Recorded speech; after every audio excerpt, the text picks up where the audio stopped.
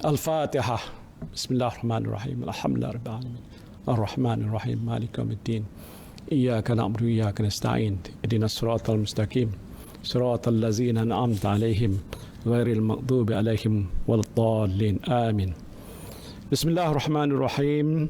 Alhamdulillahirabbil alamin. Hamdan yuwafi ni'amahu wa yukafi mazidah.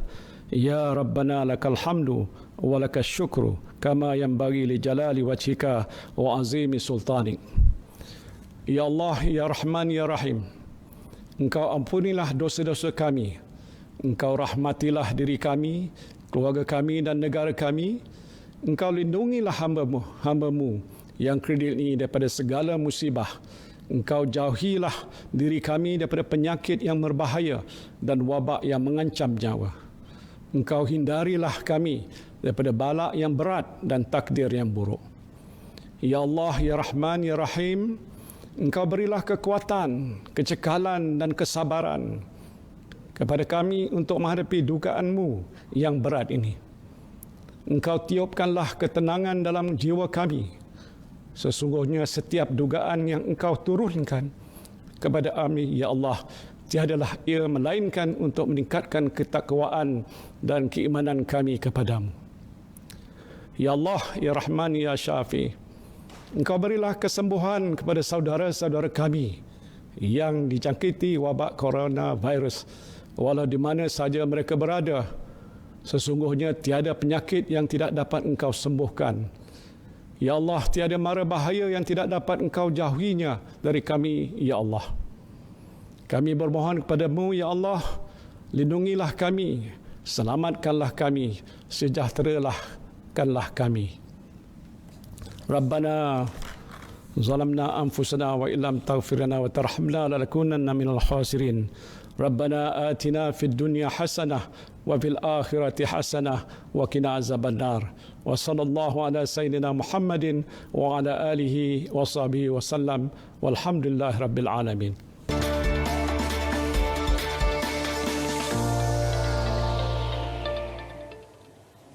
Amin, amin, ya rabbal alamin. Bismillahirrahmanirrahim. Dengan nama Allah yang Maha Pemurah lagi Maha Mengasihani. Bermulanya asimilasi teknologi roket pada tahun 1943 yang diasimilasikan dalam teknologi penerbangan komersial sehinggalah kepada penggunaan pena mata bola menggantikan teknologi pena dakwat pada tahun 1948.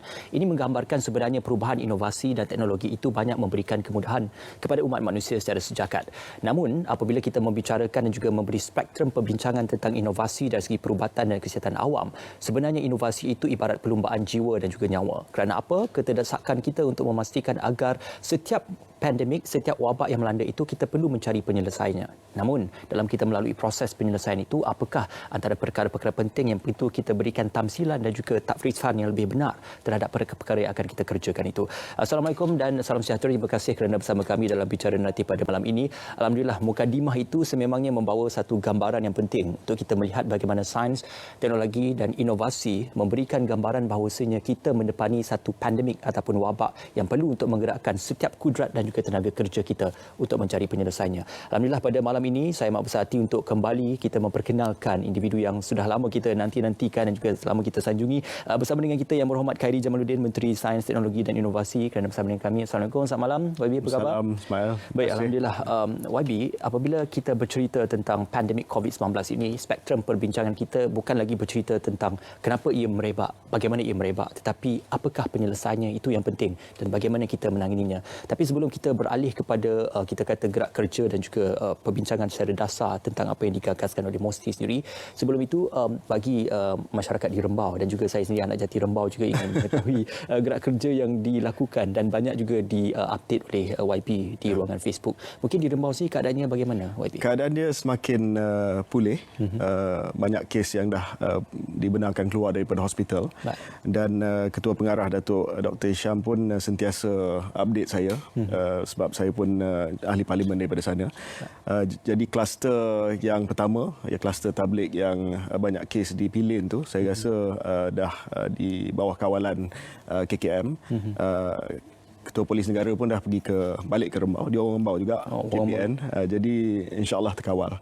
Sekarang ni ada kluster baru di Sendayan. Itu juga adalah kawasan parlimen saya. So kita kena bagi perhatian kepada kluster Sendayan pula. Okey, kata orang Rombau duduk ontok-ontok. Kita patuhi perintah kawalan pergerakan itu. Baik YB, itu sedikit kita kata mukadimah bagi keadaan yang berlaku di Rembau dan juga di kawasan YB sendiri. Cuma apabila kita bercerita tentang bagaimana kerjasama MOSTI dan juga memastikan agar pandemik COVID-19 ini kita tangani dan kita perangi bersama, saya sempat untuk mengikuti perbualan YB sendiri bersama dengan Tan Sri Dr. Jamilah Mahmud yang mana banyak menceritakan tentang usaha kita untuk memerangi wabak COVID-19 ini. Ada dua perkara yang diberi keutamaan. Pertama, pematuhan kepada penghayatan pergerakan. Yang kedua, untuk penghasilan inovasi dari segi perubatan dan sebagainya. Dan yang ketiga adalah bercerita tentang social innovation itu. Dan social innovation ini banyak bercerita tentang perkara yang bersifat kita unprecedented. Kalau kita lihat COVID ini adalah unprecedented, bagaimana pula social innovation itu boleh menjadi precedented dalam kalangan masyarakat kita? Pertama dia, saya nak tegaskan bahawa setiap keputusan kerajaan sama ada perintah kawalan pergerakan PKP ataupun dasar untuk menggalakkan penjarakan physical distancing, ini semua berasaskan kepada sains. Malah keputusan untuk melanjutkan PKP dah 2 kali juga berdasarkan kepada kajian dan juga maklumat saintifik yang diperolehi oleh Kementerian Kesihatan Malaysia dan juga pakar-pakar yang lain. Tidak ada apa-apa keputusan yang telah dibuat dalam kita menangani wabak COVID-19 ini yang tidak berasaskan kepada sains. Jadi yang pertama adalah segala public policy ataupun dasar awam yang ditetapkan oleh kerajaan pada hari ini bukan kita buat sesuka hati, tetapi kita buat berdasarkan kepada nasihat yang kita terima daripada pakar sains.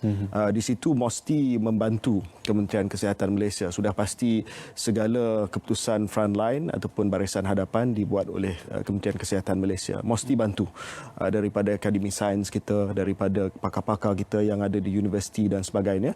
Kami membantu untuk menyampaikan maklumat dan juga kajian-kajian tertentu supaya kerajaan dapat buat keputusan berdasarkan kepada fakta sains. Okey, saya terbaca apabila kenyataan Datuk Dr. Nur Hisham Abdullah juga merupakan Ketua Pengarah Kesihatan menyatakan kita berjaya menafikan dakwaan JP Morgan bahawasanya pada ketika tarikh ini dijangkakan 6,000 kes akan berlaku di sekitar atau di seluruh Malaysia, tetapi setakat ini belum pun sampai tahap 5,000 kes. Ini membuktikan bahawasanya data itu boleh disediakan, jangkaan boleh dilakukan, tetapi apabila kita melaksanakan perintah dan juga pelaksanaan oleh kementerian dan juga dari aspek kesihatan, maka sebenarnya data itu boleh berubah dan hasil ataupun outputnya pun boleh berubah. JP Morgan sebuah syarikat perbankan pelaburan dan juga sebuah institut kajian ekonomi, Malaysian Institute for Economic Research. Dua-dua telah menerbitkan satu ramalan berkenaan dengan penularan wabak COVID-19 di Malaysia. Ramai yang buat ramalan tersebut, buat model tersebut, epidemic graph mereka. Dan alhamdulillah setakat ini kita berjaya, kalau pun belum lagi meratakan lengkung tersebut, tetapi dia punya kenaikan itu tidaklah mendadak, tidaklah eksponensial, ya. Dan saya nampak bahawa Kementerian Kesihatan telah berjaya dalam kita memastikan bahawa jumlah kes positif COVID-19 ini kurang daripada apa yang diramalkan. Namun demikian, saya rasa kita jangan ambil mudah, jangan leka, jangan complacent dalam perkara ini sebab kita masih lagi ada banyak ujian saringan yang perlu dibuat dan antara usaha kita sekarang ini adalah untuk meningkatkan kapasiti ujian yang dapat dibuat oleh KKM. Dan di situ MOSTI telah bantu, Kementerian Pengajian Tinggi pun telah bantu, makmal-makmal yang ada di Universiti Awam, yang ada di MOSTI, di Malaysian Genome Institute ataupun Institut Genom Malaysia adalah kumpulan makmal pertama yang digerakkan sebagai makmal tambahan untuk membantu makmal kesihatan awam dan juga universiti di hospital-hospital awam. Dan ini dapat menambah sebanyak 1,400 lebih ujian ataupun screening setiap hari. Dan sekarang ini saya difahamkan banyak lagi makmal swasta pun dah digerakkan untuk melaksanakan testing supaya apa yang kita melihat lengkung itu betul-betul datang daripada saringan yang sebanyak mungkin yang boleh kita buat di Malaysia. Okey, juga kalau kita lihat Institut Genom Malaysia juga telah pun mengelolakan makmal bergerak tahap 3 seperti mana yang telah pun ditempatkan di beberapa kawasan yang terpilih. Dalam hal ini, apabila kita merujuk kembali kenyataan oleh Ketua Pengarah Kesihatan Malaysia, test and isolate. test and isolate. Makanya diperingatkan berkali-kali bahawasanya adakah ini menggambarkan bahawasanya kita memerlukan satu pelaksanaan mass testing seperti mana yang banyak dilakukan, dikelolakan di negara Korea Selatan dan sebagainya. Itu ikut kemampuan, ya. Dan pada waktu ini Dr. Hisham pun sebut bahawa kita buat targeted testing. Dan pada pandangan KKM pada waktu ini memadai, ya. Satu perkara adalah kita tidak cukup peralatan dan juga kita tidak cukup bahan reagent untuk dibuat mass testing. Ada ramai yang telah jumpa dengan saya dan telah memperkenalkan rapid test kit, ya. Rapid test kit ini bukan mengikut standard tahap yang ditetapkan oleh KKM, iaitu RT-PCR testing. Ini yang di approve di peringkat antarabangsa sebagai kaedah ujian yang terbaik. Tetapi mereka memperkenalkan rapid test kit ini seolah-olah ini dapat dibuat dalam tempoh masa beberapa minit dapat tahu sama ada positif ataupun negatif. Tetapi setiap kit yang kita terima, yang KKM terima dan diuji oleh Institut Kajian Perubatan, IMR, Institute for Medical Research di bawah Kementerian Kesihatan Malaysia, tidak menunjukkan keberkesanan ataupun sensitiviti yang tinggi. Ada setengah test kit itu mempunyai sensitiviti 50%. Jadi itu boleh menimbulkan keputusan yang palsu, false negative, positif dan false negative. Jadi bagi saya, kalau kaedah test kit itu pun apabila diuji tidak mempunyai keberkesanan yang tinggi, lebih baik kita tumpukan kepada kaedah RT-PCR yang kita buat ini, walaupun mengambil sedikit masa, tetapi kita tahu bahawa ini adalah yang paling berkesan. Namun baru ni ada yang datang jumpa saya daripada sebuah syarikat. Mereka ada satu solusi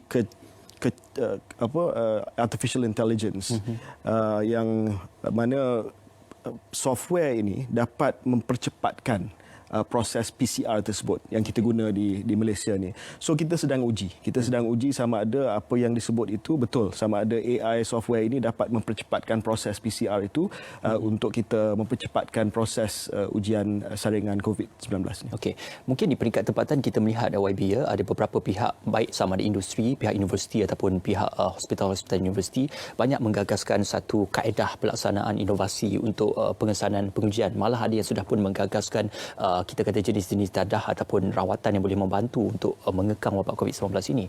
Adakah dalam hal ini usaha ini disahut baik dan juga disambut secara positif oleh MOSTI sendiri dan melihat kebenaran kepada pengujian dan juga melalui scientific proses yang betul untuk memastikan ia boleh dijayakan? Sudah pasti. Dalam bahasa Inggeris disebut bahawa necessity is the mother of all invention. Keperluan itu menjadi asas kepada segala inovasi. Kita perlukan sesuatu, kita akan invent, kita akan cipta dan kita akan hasilkan sesuatu teknologi ataupun inovasi yang baru. Dan sekarang ini saya melihat tiap-tiap hari universiti kita menghasilkan macam-macam inovasi yang baru. Dan saya dan MOSTI ada kalanya kita membantu dari segi pembiayaan, ada kalanya kita membantu dari segi nak menghubungi universiti ataupun profesor tersebut dengan Kementerian Kesihatan Malaysia. Banyak contoh yang kita melihat pada hari ini. Tadi saya telah post dalam Twitter saya satu contoh, iaitu screening booth di Hospital Tengku Apuan Afzan di Kuantan yang dihasilkan oleh universiti tempatan, syarikat tempatan, di mana medical frontliner itu duduk dalam booth, jadi dia tak dieksposkan kepada siapa yang datang untuk ujian COVID-19 itu, dan dia ambil sampel saja yang seperti apa yang berlaku di Korea Selatan. Tetapi saya ingin tegaskan bahawa apa saja inovasi ini, terutamanya yang berkaitan dengan rawatan, dengan macam mana kita buat ujian COVID-19 ini, mestilah disahkan melalui proses saintifik. Ya. So hari ini juga saya ambil contoh, hari ini keluar isu terowong disinfektasi. Saya tengok RTM pun dah ada disinfection tunnel ini, ya. Jadi ramai yang menghasilkan terowong ini. Terowong ini bila masuk dia akan spray disinfektan supaya atas kulit kita, dan katanya bahawa itu dapat menyahkan kuman dan virus dan sebagainya. Tetapi ini belum lagi dapat dibuktikan keberkesanannya. Jadi KKM pun sudah cakap, dan saya pun MOSTI pun diminta oleh KPT dan KKM untuk kaji scientifically sama ada berkesan ataupun tidak. Jadi message saya pada malam ini, apa jua inovasi dan sebagainya mestilah melalui proses ujian saintifik yang tepat. Dan apabila dapat dibuktikan bahawa keberkesanannya, barulah kita dapat memperkenalkan. Bukan saya nak menidakkan inovasi. Saya nak macam-macam inovasi keluar ke pasaran daripada Malaysia, tetapi ia mestilah melalui proses saintifik yang rigorous. Okey, dalam kita memudahkan usaha kita untuk menangani wabak COVID-19 ini, di laman sesawang rasmi MOSTI juga ada dinyatakan untuk memanggil kertas kerja ataupun pendidik bagi reverse engineering, material gantian untuk PPE dan juga untuk 3D printer. Jadi ini mungkin boleh kita perjelaskan juga perincikan seketika nanti apabila kembali dalam Bicara Naratif.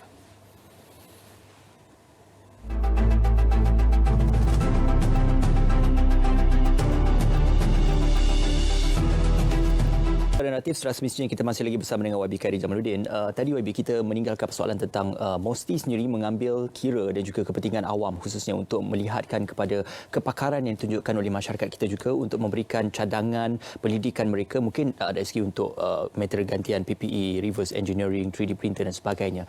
Tetapi apa yang menjadi perbualan dan juga perdebatan masyarakat adalah bilakah kita akan menemui vaksin ataupun penawarnya. Kalau boleh kita melihat persoalan yang saya gagaskan begini YB, apabila kita melihat adakah untuk kita menggagaskan suatu perawatan itu mesti berlandaskan kepada pembangunan industri ataupun disebabkan kepada penemuan yang terhasil itu industri baru akan berkembang, seperti contoh India sendiri yang merupakan peneraju kepada ubat-ubatan antiviral. Jadi adakah Malaysia berupaya menjadi seperti itu? Pertamanya saya mengucapkan tahniah kepada rakyat Malaysia yang secara sukarela telah mengambil keputusan untuk mencipta peralatan PPE, keselamatan peribadi untuk frontliners kita. Saya tengok banyak rakyat Malaysia yang ada akses kepada printer 3D dan sebagainya, dia buat sendiri dan dia hantar face shield, dan ini adalah inovasi sosial yang kita melihat berlaku pada hari ini, dan saya rasa ini adalah usaha yang harus diiktiraf dan diteruskan, ya. Industri fashion buat PPE gown dan sebagainya, ini adalah contoh bagaimana seluruh rakyat Malaysia menggembeling tenaga untuk membantu frontliners menangani wabak COVID-19 ini. Berkenaan dengan isu vaksin, kita tahu bahawa hanya dengan vaksin sahajalah kita akan menewaskan secara muktamad virus SARS-CoV-2 ini, ya. Severe Acute Respiratory Syndrome Coronavirus 2. Itu nama virus dia, penyakit dia adalah COVID-19. Dan pembangunan vaksin ini akan mengambil masa. Ya, mungkin setahun, mungkin lebih. Walaupun telah bermula beberapa ujian ataupun human trials di beberapa negara, tetapi proses untuk kita muktamadkan vaksin itu sebelum dihasilkan dan dikomersialkan adalah satu proses yang akan mengambil masa, sebab kita tak nak menghasilkan vaksin yang tidak berkesan, ya. Sebagai contoh, ya, saya nak kaitkan dengan kerja yang dibuat oleh MOSTI, Institut Genom Malaysia. Kita sekarang ini telah berjaya buat penjujukan kepada genom, whole genome sequencing kepada SARS-CoV-2 ini. Okay. Dan ini menunjukkan maklumat DNA virus tersebut. Ya. Ini penting untuk kita buat sebab virus ini dia berubah. Ada berlaku mutasi kepada virus ini. Virus yang kita telah bertemu di Malaysia sedikit berbeza dengan virus di tempat lain. Okay. Jadi segala mutasi ini dihantar kepada satu peringkat di peringkat antarabangsa. Maklumat ini dikongsi secara open source dan ini digunakan untuk membangunkan vaksin dan menghasilkan vaksin. Jadi mereka yang menghasilkan vaksin ini mestilah menghasilkan vaksin yang berkesan untuk virus SARS-CoV-2 ini yang telah berlaku mutasi di beberapa tempat di seluruh dunia. Okay. Jadi ini mengambil masa, complex nature of vaccine development. Jadi bagi kita di Malaysia, ini perkara yang saya nak usahakan selepas kita selesai wabak COVID-19. Sebenarnya di Malaysia kita ada sedikit kelemahan. Kita tidak ada kemudahan ataupun fasiliti yang boleh membangunkan vaksin manusia di Malaysia. Ataupun human vaccine di Malaysia. Kita ada syarikat yang boleh buat vaksin untuk haiwan. Malah saya pun dah bertemu dengan mereka secara online. Tetapi kita tidak ada vaksin center untuk human vaccine. Jadi kita terpaksa bergantung kepada penghasilan vaksin daripada luar negara. Jadi apabila vaksin itu dihasilkan dan dibuat, maka kita kena dapatkan vaksin itu daripada negara lain. Jadi saya rasa untuk hal ini selepas selesainya wabak COVID-19 dan sebagainya, saya akan usulkan kepada kerajaan supaya kita tubuhkan satu pusat vaksin, pembangunan vaksin kebangsaan. Kerajaan dan juga sektor swasta supaya kita tidak bergantung 100% kepada pembangunan vaksin yang akan dibuat di luar negara kita, dan kita juga dapat membangunkan industri biomedical dalam kita membangunkan dan menghasilkan vaksin-vaksin. Dan ini penting ya, sebab saya diberitahu bahawa ada jutaan, 1.4 juta kalau tak silap saya, virus yang berada di yang sekarang ini ada dalam haiwan ataupun kehidupan liar yang masih lagi belum ditemu. Dan COVID-19 ini adalah zoonotic virus. Ini adalah virus yang bermula daripada haiwan dan dia lompat ke manusia. Jadi kalau ada jutaan virus yang masih lagi belum ditemui dalam kehidupan liar, perkara ini nauzubillah mungkin boleh berlaku. Dan kalau kita tidak ada industri vaksin, kita terpaksa bergantung kepada negara luar. Okey. Di sebalik kita kebergantungan terhadap negara luar itu, apabila YB bercerita tentang sifat vaksin itu yang bermutasi mengikut geografi kawasan ataupun sifat manusia dan juga masyarakat itu sendiri, tidakkah apabila kebergantungan kita kepada vaksin dari luar itu akan menjadikan seolah-olah masyarakat di negara kita ini, apabila kita ambil vaksin itu dari luar, seperti uji kaji kepada vaksin yang dibuktikan di negara mereka tetapi belum dibuktikan di negara kita? Saya rasa apabila berlaku human trial sekarang ini, mereka akan mengambil kira segala mutasi yang telah berlaku dan mereka akan menghasilkan vaksin yang boleh dipakai di seluruh dunia. Saya hari ini baru berbual dengan Datuk Seri Syamuddin Tun Hussein, Menteri Luar Negeri, dan kita telah setuju supaya satu mesyuarat diadakan antara Wisma Putra, Kementerian Kesihatan Malaysia dengan MOSTI supaya kita dapat menggerakkan health diplomasi kita. Sekarang ini Wisma Putra dah banyak buat untuk stockpile PPE yang datang daripada negara luar yang menyumbangkan PPE kepada kita. Tetapi saya menyatakan kepada Datuk Seri Syamuddin, perlu kita mengadakan diplomasi terutamanya dengan negara-negara yang akan menghasilkan vaksin dan juga perubatan antiviral supaya apabila vaksin ini dihasilkan nanti, Malaysia ada hubungan baik dengan negara tersebut, mungkin kita akan dapat vaksin itu dengan cepat ya. So kerajaan sedang bergerak secara bersepadu, every kementerian ya, untuk memikirkan penyelesaian kepada wabak COVID-19 ini. Apabila YB bercerita tentang ubat-ubatan ataupun perawatan yang dikhususkan untuk COVID-19, setakat ini belum ada perawatan yang khusus. Memang benar kita menggunakan hydroxychloroquine, remdesivir, avipiravir dan juga Avigan untuk merawat simptom-simptom yang ditunjukkan oleh pesakit. Tetapi rawatan khusus untuk COVID-19 ataupun mengurangkan viral load untuk COVID-19 ini sudah semestinya kita masih belum temui. Jadi di manakah penyelesaiannya sekira kita masih menunggu karenah birokrasi oleh FDA dan juga negara-negara besar ekonomi untuk memberikan kelulusan ubat-ubatan yang akan dibangunkan ini? Di manakah posisi Malaysia dalam hal ini? Saya tidak mahu kata ini karenah birokrasi itu, sebab membangunkan vaksin ini memang memakan masa dan birokrasi itu ada sebab yang kukuh ya, sebab kita nak bangunkan vaksin yang memang boleh diguna pakai dan tidak bermasalah nanti. Cuma sekarang ini saya ingin merakamkan ucapan tahniah kepada Kementerian Kesihatan Malaysia sebab cara rawatan mereka ya, dengan menggunakan ubat-ubat yang disebutkan tadi, hydroxychloroquine dan sebagainya, telah menyebabkan Malaysia mempunyai kadar pemulihan antara yang tertinggi di dunia. Dan ini satu perkara yang harus diiktiraf ya. Saya rasa mungkin tak sempat kita buat scientific study dan kita terbitkan satu kajian berkenaan dengan kes yang berlaku di Malaysia.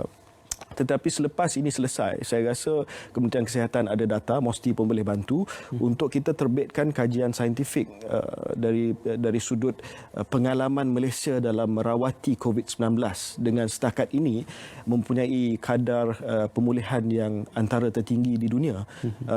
Dan saya rasa mungkin boleh dikongsi dengan negara-negara lain untuk kita mencapai dan memahami amalan terbaik ataupun best practices di peringkat dunia. Adakah sudah tiba masanya syarikat pharmaceutical untuk memberikan kerjasama dan juga kita membangunkan lebih banyak lagi pemain-pemain industri dalam pharmaceutical untuk memastikan agar kita menjadi antara pemain yang dianggap sebagai mendominasi untuk sektor perubatan dan juga pemberian pharmaceutical ini?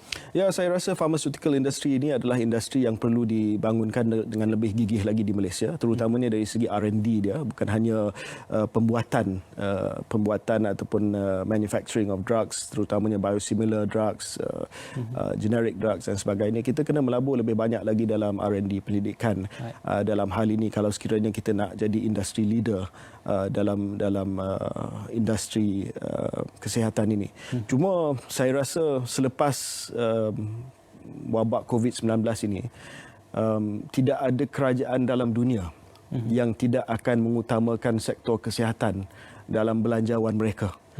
Jadi saya harap untuk belanjawan-belanjawan akan datang, bukan hanya di Malaysia tetapi di seluruh dunia, lebih banyak lagi peruntukan akan diberikan kepada sektor kesihatan dan sektor sains. Sebab kita tahu bahawa hari ini perang yang paling dahsyat kita hadapi bukanlah perang fizikal. Dengan saya rasa ini akan menjadi bukan kali pertama, ini pun bukan kali pertama, dah banyak kali SARS, MERS, H1N1, Ebola, semua zoonotik. Dia akan berulang, nauzubillah, tetapi saya rasa mungkin akan berulang. Jadi kita kena buat banyak lagi pelaburan dalam sektor kesihatan dan sektor sains, sebab inilah yang akan melindungi rakyat kita dan juga di seluruh dunia terhadap ancaman musuh yang tidak kelihatan ini, atau yang tak dapat kita lihat ini. Baik, satu kita kata korelasi penjelasan cukup kolektif daripada YB sendiri. Kita akan berjeda seketika, sekembalinya nanti banyak lagi persoalan yang akan kita bangkitkan bersama dalam Bicara Naratif. Baik, spektrum Bicara Naratif pada malam ini sudah semestinya kita melihat bagaimana peranan Kementerian Sains, Teknologi dan Inovasi dalam mendepani wabak COVID-19 bersama dengan pemain-pemain yang penting yang kita lihat seperti Kementerian Kesihatan Malaysia dan juga Majlis Keselamatan Negara. Masih lagi bersama dengan YB Khairi Jamaluddin. YB, saya teringat apabila ada kajian yang dilaksanakan oleh epidemiologis yang mengatakan bahawasanya virus COVID-19 ini boleh hidup di permukaan ataupun berada di permukaan dalam satu tempoh yang tidak dapat dipastikan berapa lama. Jadi beberapa cadangan tentang inovasi dan juga teknologi yang boleh dibangunkan antara lain adalah tentang bagaimana bukan saja manusia berinteraksi dengan manusia, tetapi bagaimana manusia juga berinteraksi dengan benda-benda yang berada di sekeliling ataupun objek yang tidak hidup. Jadi adakah dalam hal ini kita boleh membangunkan satu inovasi ataupun teknologi yang memungkinkan mengurangkan penghadaan penyentuhan kita kata aktiviti manusia dengan objek-objek yang lain? Saya rasa itu semua sedang berlaku. Kalau kita tengok pada hari ini, saya berjumpa semalam dengan sebuah syarikat e-commerce yang terkenal di Malaysia. Mereka kata jualan mereka bulan ini sahaja telah meningkat dengan mendadak. Sebab sekarang ini semua orang tidak mahu keluar. Tidak mahu keluar sebab tidak mahu mendekati manusia lain, tidak mahu sentuh permukaan ataupun surface, melainkan tablet mereka.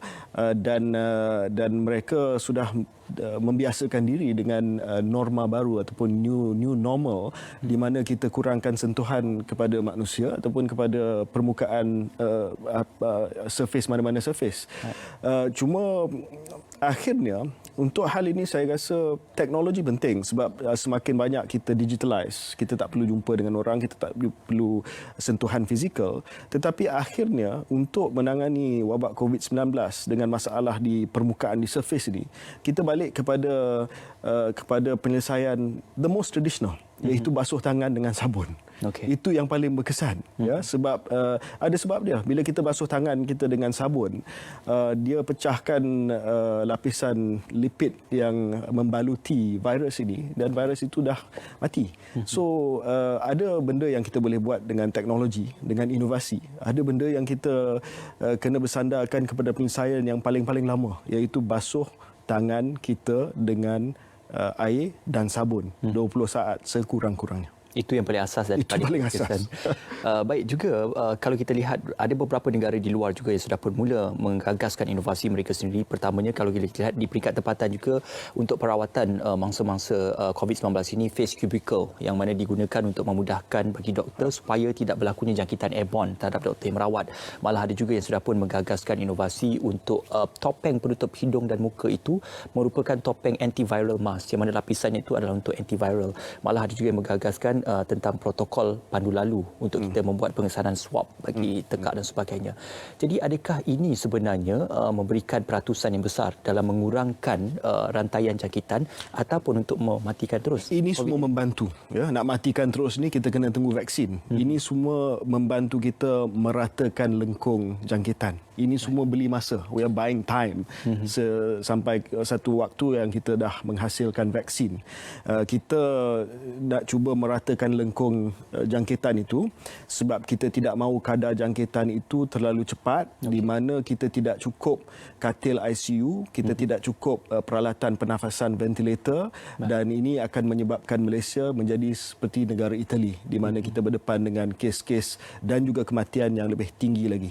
So that is segala inovasi ini adalah untuk kita bantu supaya kita buy time, beli masa sehingga vaksin itu ditemui. Jadi banyak inovasi. Pagi tadi saya dapat video ada beberapa universiti yang menghasilkan robot. Jadi bahagian robotik, fakulti robotik mereka telah menghasilkan robot yang dimasukkan dengan kecerdasan bantuan AI, artificial intelligence yang boleh bawa makanan, yang boleh bawa ubat-ubatan kepada pesakit-pesakit di hospital.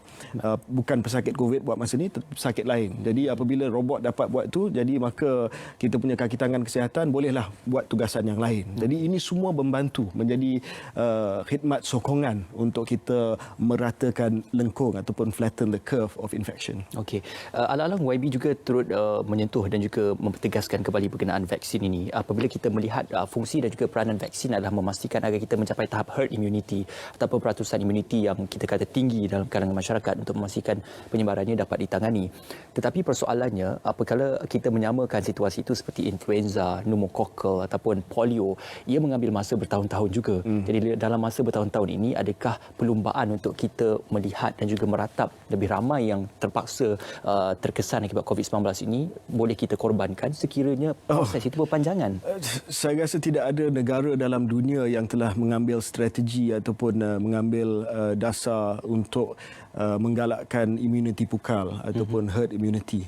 Sebab maksud dia apabila kita membenarkan herd immunity, kita membenarkan jangkitan secara besar-besaran supaya masyarakat itu sendiri dah ada immunity kepada satu wabak, ini akan menyebabkan bilangan jumlah kematian yang tinggi. Jadi bagi saya satu nyawa pun tak boleh kita korbankan semata-mata kita nak cari herd immunity. Sebab itu kita ambil strategi suppression and mitigation. PKP ini, Perintah Kawalan Pergerakan ataupun Movement Control Order ini adalah untuk kita suppress. Kita pastikan bahawa kita dapat kurangkan sebanyak mungkin kes yang saya sebutkan tadi untuk kita beli masa. Dan apabila PKP dilonggarkan nanti, kita kena mitigate. Kita kena pastikan bahawa kes itu tidak naik, tidak ada kenaikan yang kedua.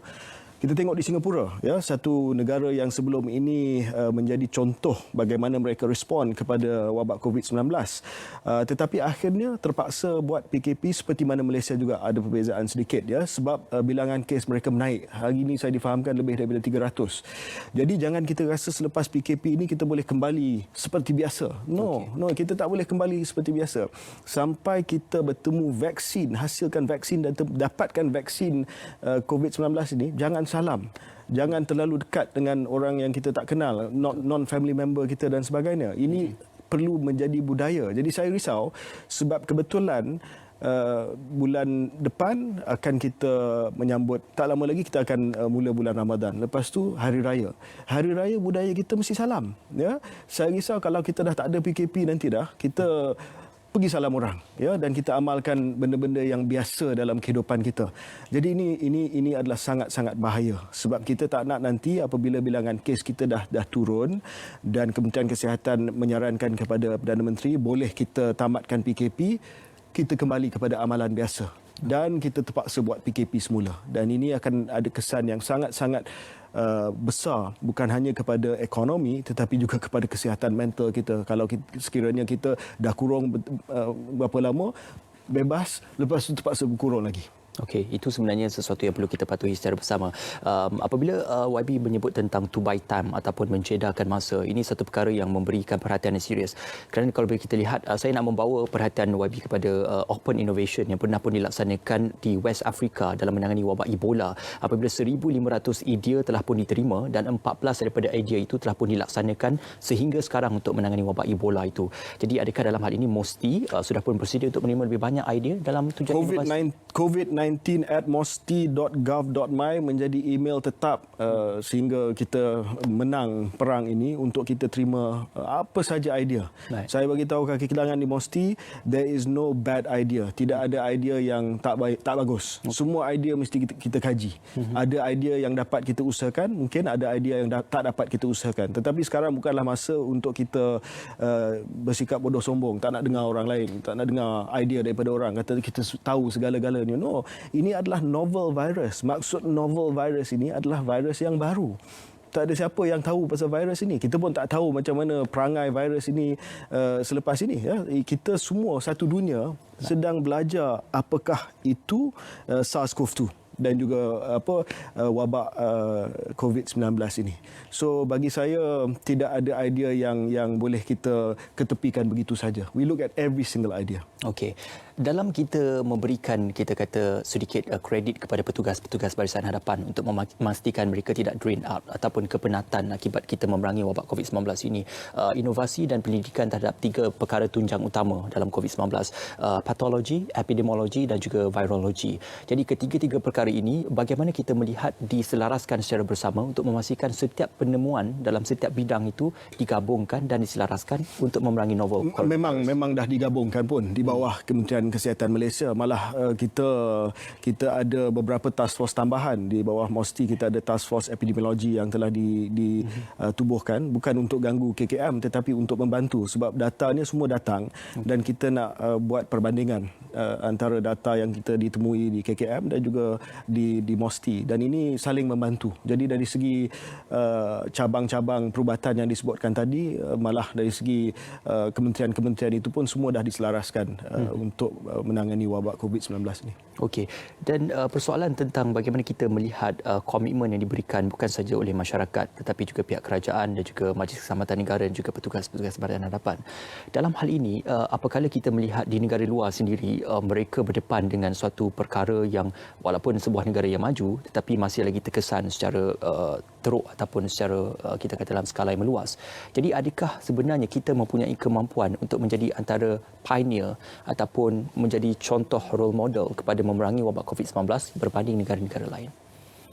Saya rasa Malaysia pun tak terfikir untuk kita dilihat sebagai peneraju ataupun role model. Petang tadi Amat Berhormat Tan Sri Mahyudin, Perdana Menteri, telah mengadakan sidang kemuncak ASEAN dan telah berkongsi pengalaman Malaysia dalam kita menghadapi COVID-19. Tetapi saya rasa tidak ada negara dalam dunia ini yang ada monopoli kepada penyelesaian yang terbaik. Mungkin ada yang sedikit lebih baik daripada yang lain, Korea Selatan, dan hari ini mungkin boleh dilihat China. Tetapi China terutamanya ada head start dan mereka telah buat PKP yang sangat-sangat ketat, lebih ketat daripada Malaysia. Jadi saya rasa selepas ini kita kena ada satu keterbukaan dan ketelusan di peringkat antarabangsa. We share the best practices of how we confronted a global pandemic. Kita berkongsi maklumat berkenaan bagaimana kita tangani satu wabak peringkat global. Saya rasa tidak ada negara maju pun, kalau kita tengok negara Amerika Syarikat, negara United Kingdom, Italy, Spain yang ada sistem ataupun sektor perubatan yang berkelas dunia, lebih teruk daripada kita. Jadi mesti ada sesuatu yang dibuat oleh Malaysia dan negara-negara lain yang boleh dipelajari oleh semua negara. Baik Wabi, mungkin kita ambil kesempatan ini untuk menghelakan nafas jeda seketika. Semuanya seketika nanti dalam Bicara Naratif. Baik, kembali dalam Bicara Naratif, kita memulakan penghidupan dalam normal yang baru. Dalam hal ini, seperti mana yang disebutkan oleh Wabi Khairi Jamaluddin tadi, ada perkara yang boleh kita berinovasi, tetapi ada perkara yang boleh kita kembali kepada asas untuk kita memerangi wabak COVID-19. Ini satu perkara yang banyak diperjelaskan ataupun banyak kita kata peringatkan oleh pihak kerajaan sendiri supaya kita memastikan kebersihan diri terjaga. Yang paling penting adalah social distancing dan juga social contact, itu adalah perkara yang paling asas ataupun menjadi gerak kerja yang paling utama. Jadi dalam hal ini, bagaimana YB melihat sama ada perkara asas tradisional ataupun inovasi, main idea ataupun idea utama itu adalah perkara yang perlu diangkat? Dua-dua, ya. Yang pertama ni perkara asas, pendekatan asas, seperti mana yang kita bincang waktu rehat tadi. strategi kita PKP, Perintah Kawalan Pergerakan untuk lockdown sebuah negara adalah strategi yang dah diguna pakai begitu lama sekali. Saya percaya 1918, influenza 1918 pun guna pakai strategi yang sama. Ya, jadi kita tidak reinvent the wheel. Kita terpaksa menghasilkan ataupun menciptakan strategi yang baru. Ini memang terkandung dalam protokol kesihatan awam bagaimana nak menangani sebuah pandemik.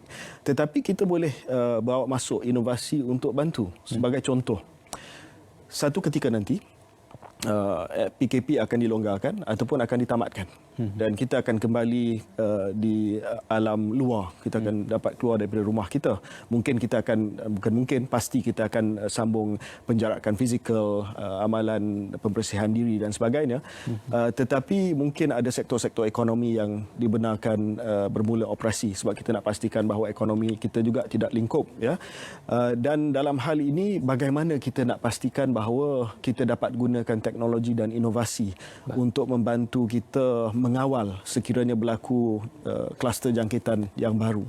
So, mesti bersama dengan Majlis Keselamatan Negara, MIMOS, Mampu, Kementerian Kesihatan Malaysia telah membangunkan beberapa aplikasi. Satu aplikasi yang baru saya tweet hari ini adalah MyTrace. Aplikasi ini akan bantu kita terutamanya selepas PKP untuk merakam individu yang ada kontak yang berhampiran dengan kita. So, saya dengan Ismail hari ini, kalau saya dalam selepas interview ni, katalah ya, saya dah ada app dan saudara Ismail dah ada app tersebut, maka akan dirakamkan dalam aplikasi tersebut bahawa kita telah ada kontak yang close contact ataupun hubungan yang berhampiran. Jadi, kalau sekiranya contoh, nauzubillah, saya dapat dikesan positif COVID, maka Kementerian Kesihatan akan bagi tahu kepada saudara Ismail bahawa saudara Ismail telah pun ada close contact dengan seseorang yang telah pun dapat diuji positif COVID-19. Sila lapor diri kepada hospital berdekatan untuk melakukan ujian testing COVID-19. Itu cara bagaimana teknologi boleh bantu kita buat contact tracing supaya apabila lebih ramai lagi rakyat kita keluar dan industri-industri lain dapat dibuka, kita dapat pantau contact tracing ataupun close contact antara rakyat kita. Dan ini sedang kita bangunkan. Dalam beberapa hari lagi kita akan serah kepada iOS dan juga Google App Store dan dapat dimuat turun oleh rakyat Malaysia. Tapi kita tak ambil maklumat lokasi. Ya. Sebab ramai yang tanya saya, takkan kita nak muat turun aplikasi ini sebab nanti you tahu kita pergi mana? Tak, kita tak ambil maklumat lokasi. Tidak ada geolocation. Kita cuma ambil dengan teknologi Bluetooth siapa yang anda berdekatan ya dalam sepanjang hari, dan sepanjang Bluetooth itu di-on-kan. Aplikasi yang kedua adalah My Sejahtera, di mana masih lagi diperbaiki juga aplikasi ini walaupun dah boleh dimuat turun, dan ini lebih kepada soalan-soalan yang dapat dijawab supaya Kementerian Kesihatan dapat tahu status kesihatan seorang itu. Dan sekiranya mereka itu dikategorikan sebagai person under surveillance ataupun person of interest, mereka boleh dipantau oleh Kementerian Kesihatan Malaysia. Jadi ini aplikasi ini adalah sokongan ya ataupun teknologi membantu dan menyokong usaha kita untuk kita menamatkan wabak COVID-19 ini. Sudah tentu kita menyahut baik keseruan dan juga usaha untuk inovasi aplikasi seperti itu. Tetapi kalau kita lihat secara teknikal penyebaran kepada close contact ataupun definisi close contact itu, sekiranya kita melihat infografik disediakan oleh KKM, ada kategori A, B, C atau D. Makanya mungkin kita berada dalam satu bangunan yang sama dengan orang yang positif, itu boleh dikira atau close contact ataupun tidak. Ataupun kita berada bersemuka secara one to one, itu pun boleh dikira sebagai close contact. Tetapi persoalan tentang mereka yang berada di sekeliling itu dikategorikan close contact ataupun tidak, dan bagaimana aplikasi itu membantu dalam menilai apakah perincian yang dikeluarkan oleh KKM itu sepadan dan selaras dengan apa yang diperincikan dalam aplikasi tersebut. Aplikasi MyTrace ini adalah close contact dari segi individu ke individu. Bukannya berada dalam satu bangunan di mana ada kes COVID-19, sebab kita tak tahu dia apa yang yang didapati positif itu berada di aras mana dan yang kita berada di aras mana. Cuma ini adalah yang teknologi Bluetooth ini, apabila kita berhampiran seperti sekarang 1 meter, maka akan dilogkan di situ bahawa kita telah ada close contact antara Ismail dan KJ pada malam ini. Okey. Tapi nama tak adalah, tapi ada close contact. Maknanya pengesanan kepada kita kata adanya komunikasi antara dua pihak itu akan dapat dikesan. Baik YB, apabila kita bercerita tentang banyak perniagaan yang terjejas, kita menggunakan ekonomi digital untuk memastikan agar kita boleh menangani institusi perniagaan yang terjejas. Tetapi ada juga yang menyuarakan pandangan tentang anak-anak yang masih bersekolah untuk meneruskan pembelajaran dan sebagainya. Mungkin ini satu kesempatan yang dikira sebagai kita kata boleh juga diajukan pada YB, penggunaan teknologi, sains dan inovasi dalam memastikan pembelajaran yang berterusan bukan sahaja untuk anak-anak kita yang berada di sekolah ataupun mereka di peringkat yang tertinggi. Bagaimana untuk kita melihat kerjasama antara kementerian dan juga kementerian lain terlibat secara langsung untuk memastikan ia tidak terhenti setakat itu? Malangnya COVID-19 ini telah menunjukkan adanya kemiskinan digital poverty di negara kita. Ya. Kalau sekiranya kita ada keadaan di mana tidak ada kemiskinan digital, tidak ada masalah untuk kita memulakan kelas atas talian dan sebagainya. Tetapi ada pelajar-pelajar, murid-murid, keluarga yang tidak mempunyai akses kepada digital, sama ada telefon pintar, tablet ataupun kepada capaian internet yang tinggi, yang pantas. So saya rasa selain daripada pembangunan research and development dalam sains dan juga bidang perubatan, kita betul-betul kena melihat kepada masalah kemiskinan digital ini. Sudah pasti kemiskinan ekonomi itu penting, ya. Tetapi dalam dunia baru di mana apabila kita terpaksa duduk di rumah, terpaksa mengamalkan penjarakan fizikal dan terpaksa belajar daripada atas talian, apa pula mereka yang berada di kawasan pedalaman, di kawasan luar bandar ataupun mereka yang mungkin dikategorikan sebagai miskin bandar yang tidak ada akses kepada ini. Saya puji tindakan saudara Razi Jidin, Menteri Pendidikan, ya, sebab tempoh masa waktu jangka pendek ini beliau telah menghidupkan balik TV pendidikan, ya. Sebab itu mungkin lebih banyak ada akses kepada TV berbanding dengan capaian internet tinggi dan tablet dan telefon pintar dan sebagainya. Dan saya harap lebih banyak lagi inovasi daripada pihak Kementerian Pendidikan Malaysia untuk memastikan bahawa pendidikan dapat diteruskan untuk semua pihak, ya.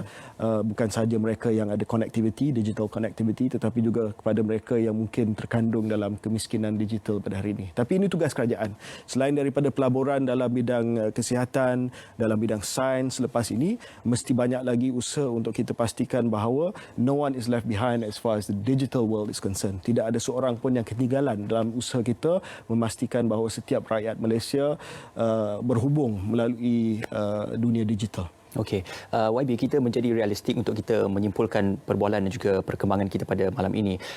Untuk kita melaksanakan PKP hanyalah untuk flatten the curve, bukan mematikan terus virus itu seperti yang dikatakan oleh Kementerian Kesihatan. Tetapi living the new normal, bagaimana pandangan YB untuk 6 bulan, untuk 12 bulan akan datang?